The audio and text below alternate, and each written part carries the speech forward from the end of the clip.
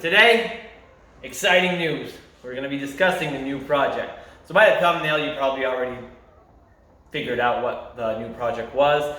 It's definitely not something that I would call ordinary build for something that I would do. I've never done one of these before. It's totally new territory, but might as well. In the last video, I mentioned that I was looking to do some type of quarantine build, right? So this essentially, that's what it will be. It's on the hoist right now, so I'll show you in a few minutes. And I don't know, it's gonna be a street vehicle, maybe put bigger tires and make it an off-road vehicle. I don't know. I honestly have no sweet clue what we'll do with this. I've got a clear indication of a little bit about what I want to do with it, but time will tell. I still don't have the donor car or anything for it. I just have this piece, which we'll start on today. So let's go see. So this part of the video actually comes before the part that you'll see. Yeah, so I just want to give you a little hint before you see this video, when you probably see from this thumbnail. But if you search Fasterproms, this project is actually Slowerproms. So make sure to share everywhere, and yeah, we'll see what Slowerproms means in a few seconds. Well, here she is. Oh, I guess I should maybe adjust my camera to show you guys. Whoop! Here we go, a smart car. So it's an 08 Smart for 2. Picked it up. Obviously, as you can tell, the front fender does not match the rest of the car. It's been touched up at some point. This car was actually wrapped another color out. At some point, as you can see, there is some vinyl wrap left on it. They use cheap vinyl wrap, so there's a bunch of goo on there that we'll need to remove. A little history on this car. So it's an 08. It's got 79,000 kilometers. The guy that sold it to me mentioned that one day they went to start it and it didn't want to start anymore. They started tearing stuff apart, looking on YouTube to try to find the fix. Obviously, if it's good, you can look on YouTube. That's good. You can find tutorials and whatnot. But if you don't diagnose it first, then you're in a world of, it might be this, it might be that, or it might be this, or it might be that. And then you do a bunch of stuff and nothing works. So that's what happened with this car, as I suspect, because I noticed there's a few things disconnected. Apparently it didn't want to start. Immobilizer's blinking, which apparently with smart cars, common issue. You gotta get the immobilizer fixed. You gotta go to the dealer and whatnot. Mercedes stuff, we're getting rid of that stuff. They had some receipts. Apparently they changed the clutch actuator, which is like cost them $1,200 last year. So they put a lot of money on this. Everything's solid. Like, it still has a valid inspection. Wheel bearings are solid. So it's a good project to start with.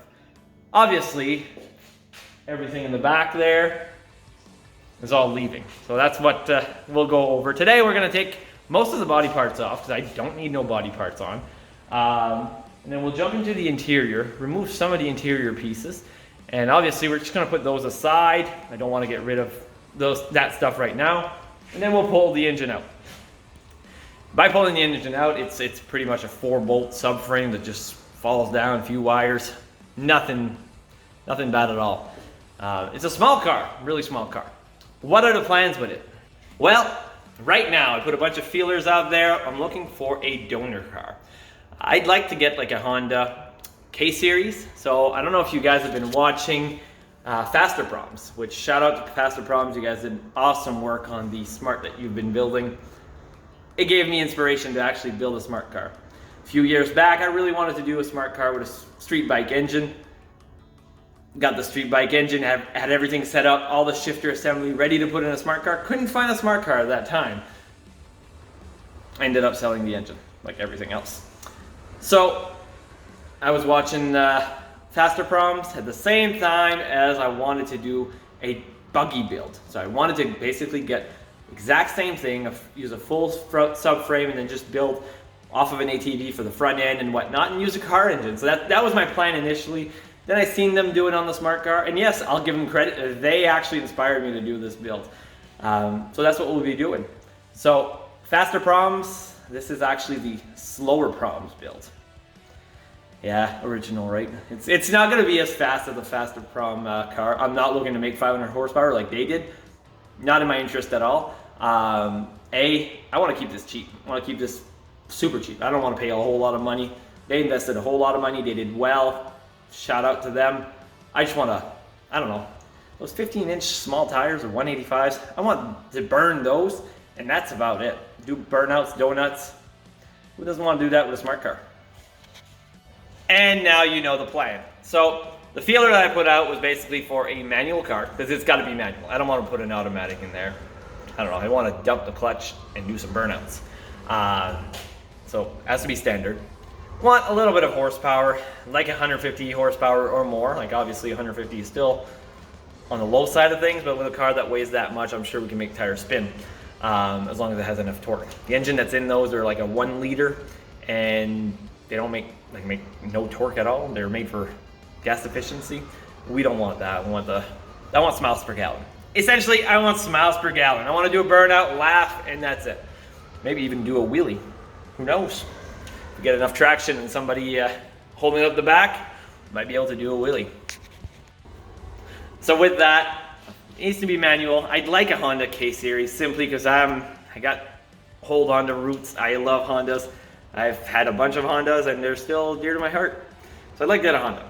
But people around here are asking crazy money right now for Hondas.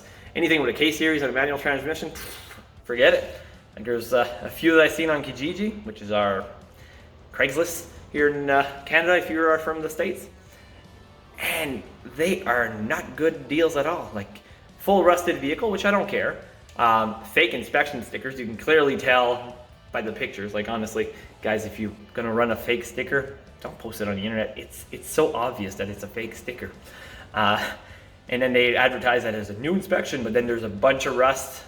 But you get the point. They want too much money for what it is and high kilometers. So I put the feeler out for that. I wouldn't mind an Ecotec motor, like supercharged Cobalt would be pretty good. But I'll settle for anything that makes like 180 horsepower, 160 horsepower. I don't know. Worst case, we'll just boost it. If it's a Honda, we'll boost it. There's a lot of stuff out there for Hondas. So that's the plan. I'm still searching. Got a few leads. Nothing concrete yet. So the waiting game. But why wait when we can tear this apart and have it ready and all cut up? Yes, I said cut up. It's going to be all chopped to put the other engine in. So before we dive into removing the body and whatnot, I'll explain to you a little bit to what I want to do for the engine wise. Obviously, this is a rear engine car, which I'll show you right now. Engine, transmission, it's all in the back, and it's all this weird subframe, pretty weird setup. So basically all of this needs to go. I don't want to keep anything of this, except the wheels. The wheels are actually pretty nice.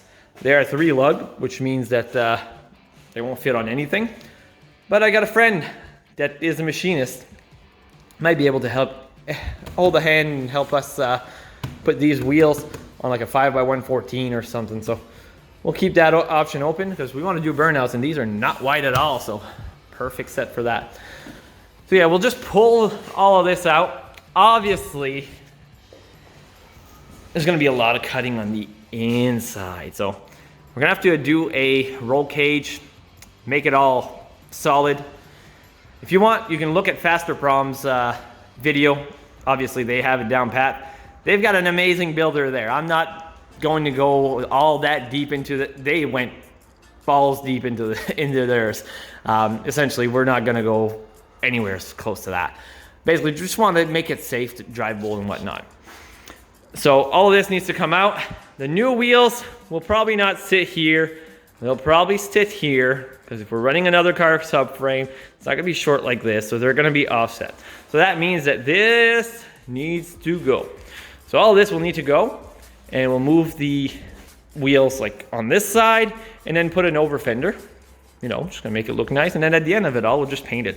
So I'm going to get a wide body on it, because obviously the width of the new rear end will actually be a lot wider than this car. I don't think we'll be able to run this part. Might not be able to run this part. We'll try. If we can run this part, then we'll run this part. If we can't run this part and this part, might as well remove all the glass on the sides and make it a complete off-road buggy.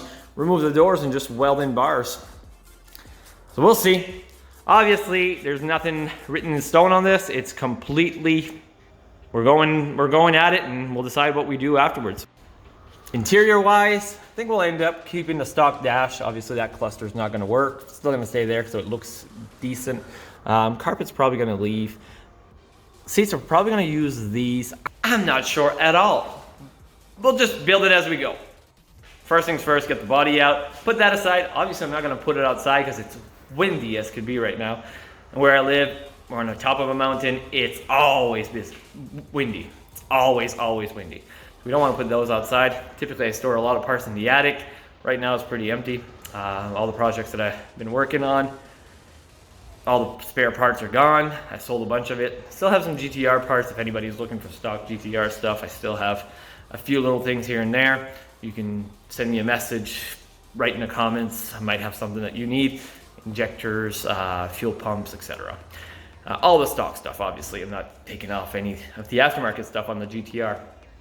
Oh, and by the way, you probably noticed how close to the ceiling the car is. Yeah, when I put it on the hoist, I didn't really notice, and I was raising it, and it's a glass roof, actually. It's a full glass roof, and that was actually pushing on top of the wall a little bit, so be careful on that one. You don't want a broken roof.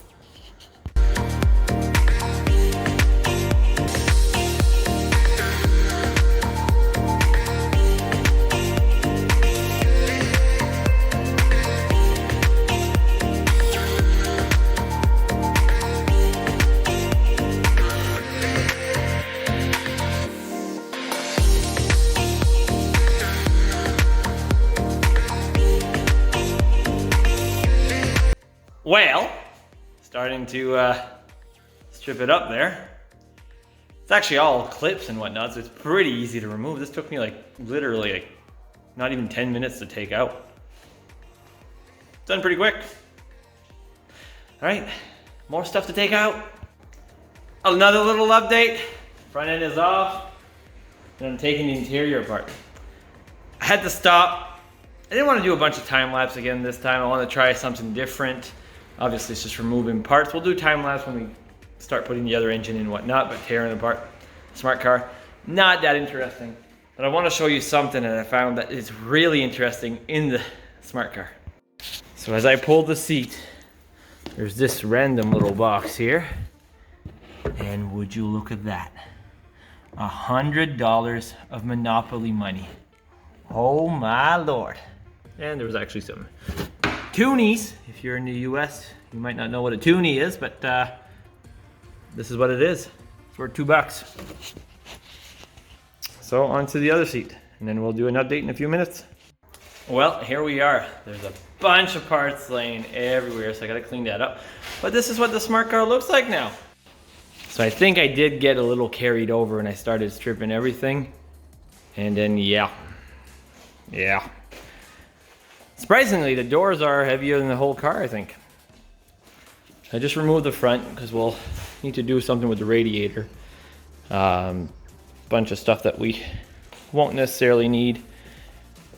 The interior, I removed the carpet because obviously I got to cut in this area to put the new pedal setup. That's where it's going to go, which will need to be all custom.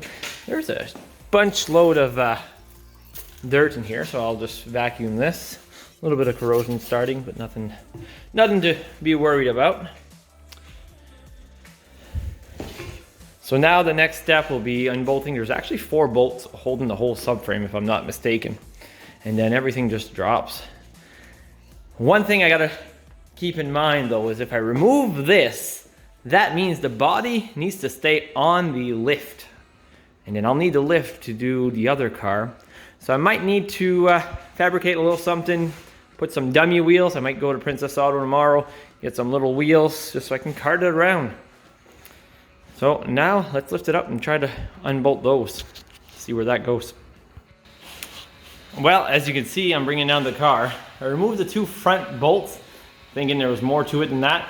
And then it just started tilting a little bit. So decided to bring the car down and remove the last 2 bolts when it's lower. I don't want this thing dropping. And just like that, once I removed the 2 back bolts, this thing came apart. So now I'll wheel it up. I gotta bring it next to the door because meanwhile I was taking this off. I actually sold it. So there's a guy coming to pick up that part So that makes more money for the donor car. Yeah. It's actually pretty neat how they do it. It's held on by 4 bolts, so not much. It wouldn't take a lot of horsepower. But no, that's the engine. And the underneath of the car, which the whole back's gonna be cut off. Yeah. Woo, it's getting warm in here for a cold night. So, who knew that this motor would sell that quick? I did get a few inquiries. See, I only bought this car yesterday, and I started taking it apart today. I didn't advertise any parts for sale before this, and then bam, that is sold. So I'll show you what I've done. Pretty simple. Just remove the whole subframe, and then that guy can take it. We don't need anything of that. I did keep these because, as you know, these small boys that are gonna do a bunch of burnouts are gonna go in the back. Well, we'll try anyways. And this is what the guy's purchasing. So it's every single thing, exhaust, wiring, the whole shebang. Oh, and I gotta get him that ECU as well. As far as the car, well, as you can see, she is missing a few pieces. We'll end up cutting right here all across, and all of this here, all this structure is going to go. Top of the headlight is going to be cut, so we're going to be removing a whole lot of metal in here. So weight reduction, but we'll end up adding a bunch more because we'll have to put a cage in just to be on the safer side. So that's gonna be it for this episode. As you can see, the smart car is stripped to the point that can't really strip it more. Next step is to put an engine in it. What I'm gonna do tomorrow is I'm gonna go get some wheels, put some small caster wheels in the back just so I can move it off the hoist and actually push it around. And then it's gonna be on hold until I can actually find a donor car. So if you do know of a donor car, message me or put the information in the comment box. And make sure to share, like, subscribe if you like our new Slowerproms smart car.